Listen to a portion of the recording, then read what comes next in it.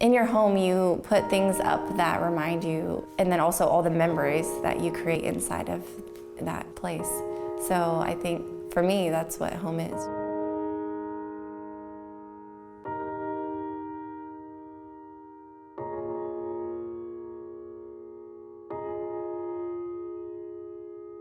I actually in-processed him. So I kept his medical and his dental records because I asked if he would lose them or not, and he was very unsure, so I just kept them. So he had to come back, and and then he hit me up on MySpace, because MySpace, it was hot then. Our situation started off really fast. We were dating for 4 months, and then I found out I was pregnant. So then we're like, well, what are we gonna do? And then 3 months later, so at 7 months, we got married. He deployed the day after our son was born, so that was tough. I didn't know what to expect, and I was so scared. I mean, there was sometimes he'd be able to see him. I would take tons of pictures, I mean like 300 plus pictures a month. And I would burn it onto a disc and I'd mail it to him. He would call me maybe once a week. We'd talk for like 2 minutes. And then in 2 minutes, you're like, what do I need to tell him? I don't know where to even start. Hey, Daddy. What's up, baby squirrel?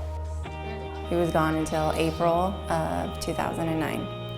I left for deployment October of 10, came back April of 11. While I was gone, I mean, Grant was 2, so before I left, I recorded myself reading a few books. I bought him a Build-A-Bear, and I recorded my voice just saying goodnight and I love you. When I got back from my deployment, it just seemed so awkward. And so it took a lot of like unwinding and basically talking it all out to come back to how we were before. And then deployed again November 15, and currently deployed until July. It's not easy at all. When it comes to one of us being taken out of the equation, then it's like, okay, now I have to do what I do plus more. From there, it's like boot camp in my house. As soon as I wake them up, I have their clothes already out for them. They're changing, then we do breakfast, and even between then, I'm like making my coffee, going to my bathroom, and like doing my hair. Then I'm coming out, making sure they're still eating. By then, it's 7 o'clock and we have to leave. Normally when I get home, I'm still in uniform and I'm cooking dinner, helping Grant with homework at the same time.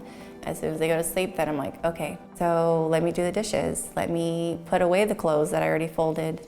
I am in a class now, so I do some classwork. I mean, I have so much going on that I can't just be like, wow, this really stinks.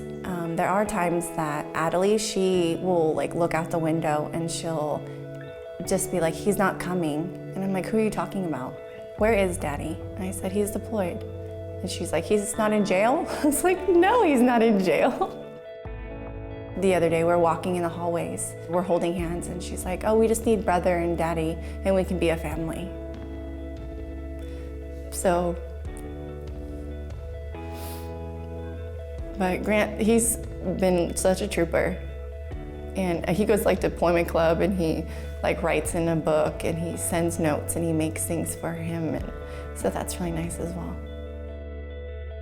Being in the military, there's nothing else that you can do. I mean, I miss just hearing him play with the kids, and or just like dance around as he's cooking or something. I mean, there's been plenty of times where I'm like, you know what, like, I don't want to do this anymore, and I just think bigger picture. We come back, and then we figure it out. Hi, Daddy. I missed you. I missed you so much. Oh. So much.